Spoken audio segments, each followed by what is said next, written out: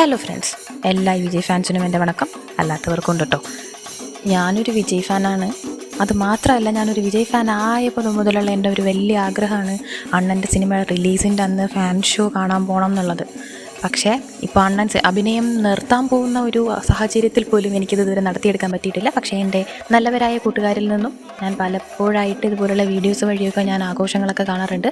ഒരു തവണയെങ്കിലും അതെനിക്ക് ലൈവായിട്ട് ആസ്വദിക്കണം എന്ന് ആഗ്രഹമുണ്ട്. നടക്കുമോ എന്നുള്ളത് ഇപ്പോഴും അറിയില്ല. അപ്പോൾ Thalapathy 68 greatest of all time എന്ന മൂവി ഇറങ്ങിയിട്ടുണ്ട്. മാക്സിമം എല്ലാവരും പോയി തിയേറ്ററിൽ നിന്ന് കാണണം.